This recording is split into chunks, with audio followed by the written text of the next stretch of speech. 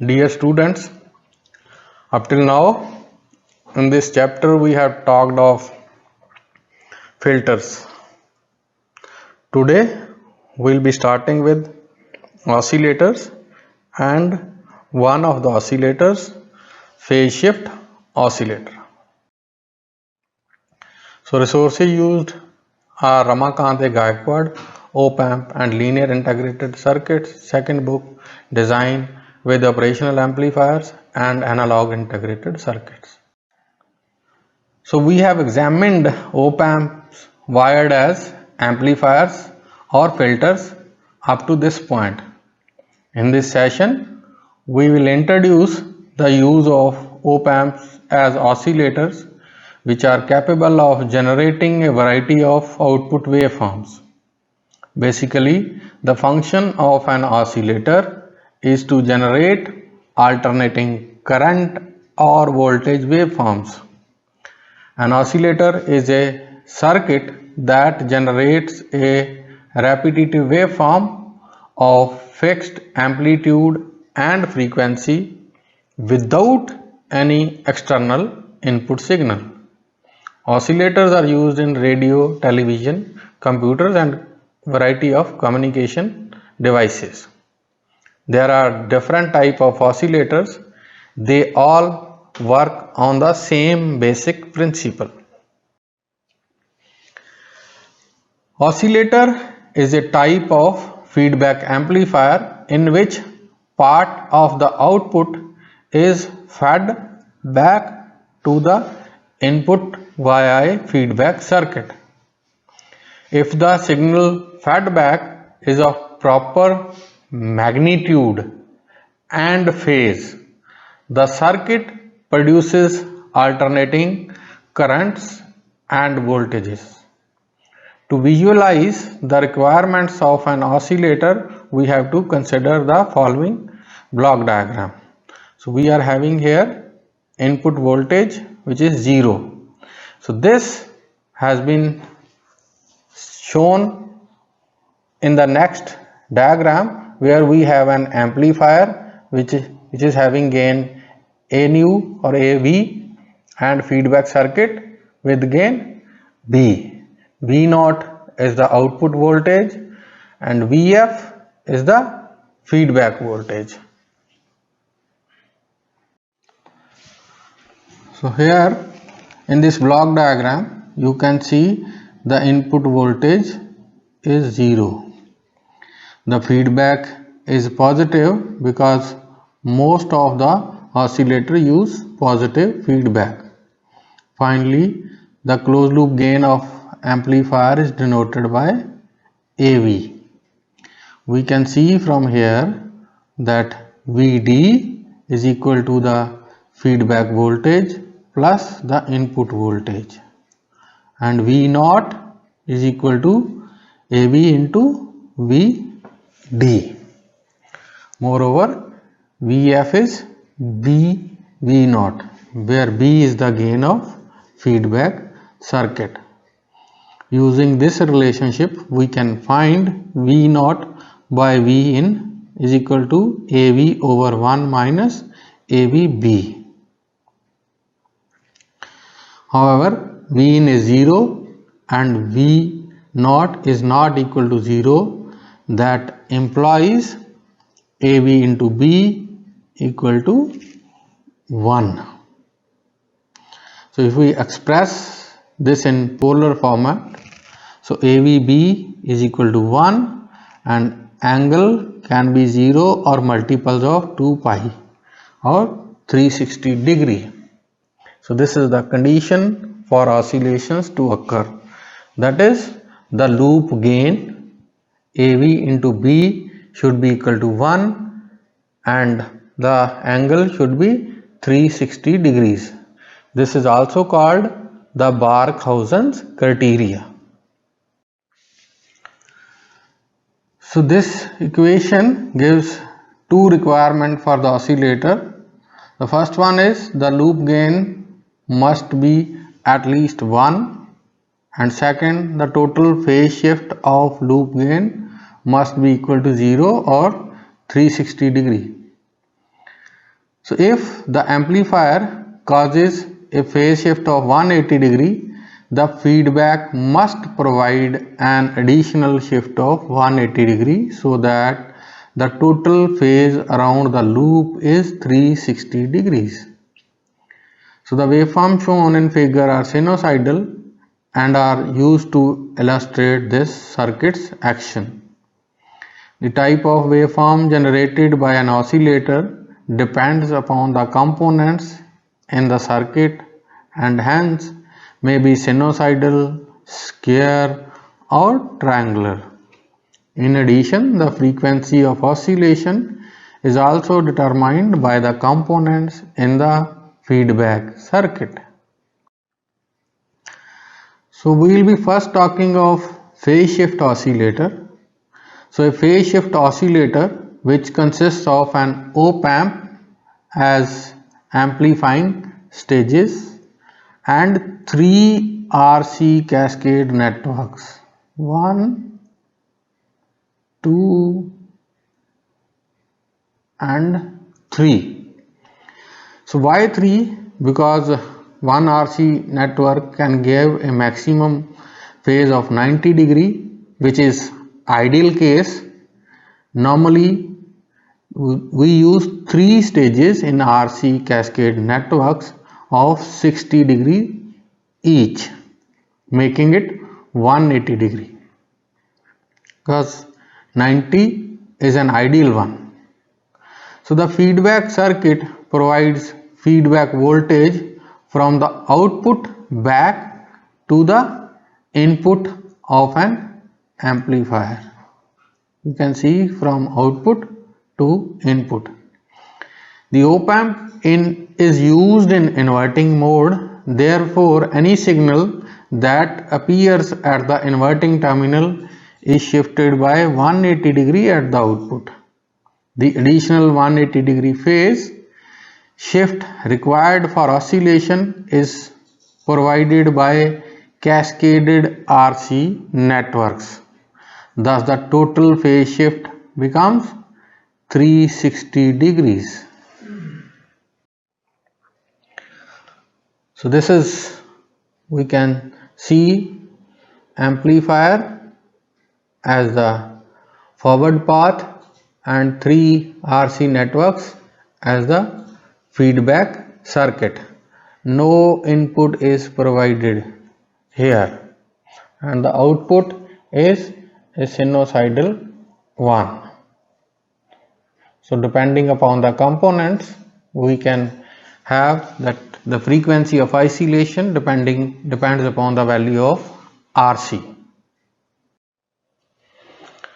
So at some specific frequency, when the phase shift of cascaded RC network is exactly 180 and gain of amplifier is sufficiently large, the circuit will oscillate at that frequency, and this frequency is called the frequency of oscillation of this oscillator. This becomes f0 is equal to 2 pi under root 6 RC. We put the value of 2 pi, it becomes 0.065 RC. At this frequency, the gain must be at least 29, that is RF by R1 mod should be 29, or RF will be equal to 29 R1. How these figures came, let us see. So we have to derive this equation RF is equal to 29 R1. So the circuit will provide a sinusoidal waveform of frequency f if gain is 29 and total phase shift is 360 degree.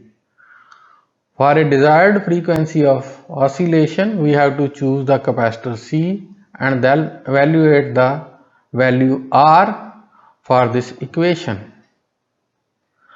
So now our main aim is to show that f0 is 1 by 2 pi under root 6 RC and RF is equal to 29 R1.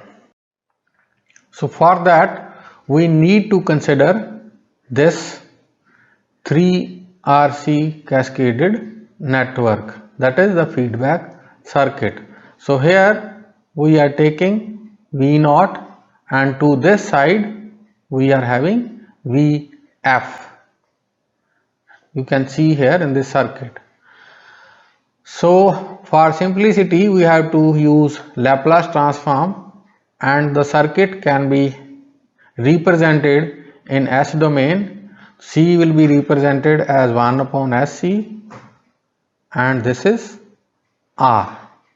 So 3 RC combination, C as 1 over Sc and R. So from V0 output side, if I consider there is a current I1S that gets divided into I2 and I3, then I3 is further divided into I4 and I5 and I4 is further divided into I6 and I7, and this is going to amplifier, and we know I7 is nearly equal to 0. So writing KCL at node V1, we have current I1 is equal to I2 plus I3. So I1 equal to V0 minus Vin by 1 upon Sc. I2 is equal to V1 by R and I3 equal to V1 minus V2 over 1 by Sc. So we can solve this equation. So we will get V1 equal to V0S plus V2S into RCS over 2 RCS plus 1. We are just rewriting this equation and getting V1 from here. Now we have to write again KCL at node V2, which is current I3 is equal to I4 plus I5. So I3 is V1 minus V2 over 1 upon Sc, which is equal to V2S upon R plus V2S minus VFS over 1 by Sc. Now solving V1, we get V1S is equal to 2 RCS plus 1 into V2S over RCS minus VFS. Now if R1 is much greater than R, the circuit, then I7 is nearly equal to 0. This means I5S is equal to I6S. So using voltage divider rule, VFS is equal to R over R plus 1 over CS into V2S. So V2 becomes RCS plus 1 into VFS over RCS. So substituting the value of V2 in equation 1, we get V1S is equal to RCS into V0S over 2 RCS plus 1 plus RCS plus 1 into VFS over 2 RCS plus 1. So we are just substituting here the value of V2. Now substituting the value of V2S in equation 2, we get V1S is equal to 2 RCS over RCS plus 1 into VFS over RCS into RCS minus VFS. So if we equate equation 4 and 5 and then simplify VFS over V0S, where VFS is the output of this feedback circuit and V0S is the input of this feedback circuit. So VFS over V0S, that becomes RCS whole cube over RCS whole cube plus 6 RCS square plus 5 RCS plus 1, and this is what we say B. the gain of feedback circuit. So next is the op-amp part. So the voltage gain of op-amp is minus of RF by R1. For an oscillator, AVB is equal to 1. So we have to make minus RF by R1, and the equation which we calculated for B is equal to 1. So now we put S is equal to j omega, because we want to see the impact of frequency, and we know S is Laplace variable and S is equal to sigma plus j omega, and when sigma is equal to 0, S becomes j omega. So the Laplace transform becomes Fourier transform. So here we are equating S as omega, and this will be j omega. So we get some real parts and some imaginary parts. So from here, if we solve this equation, we get 6r square c square omega square plus 1 is equal to 0, or r square c square omega square is equal to 1 by 6. This is the real parts. Now we equate the imaginary part, or from here we can calculate f naught is equal to 1 over 2 pi under root 6 RC. This is very simple. We can get omega square is equal to 1 upon 6 RC square or R square C square, and omega is equal to 2 pi f. So it becomes under root 6 RC. So now we equate the imaginary part of this equation, and we get minus RF upon R1 is equal to 1 minus 5 by R square C square omega square. So from here we can equate this equal to 1 minus 5 over 1 by 6. This becomes 1 minus 30. So RF by R1 becomes minus 29, or minus RF by R1 becomes minus 29.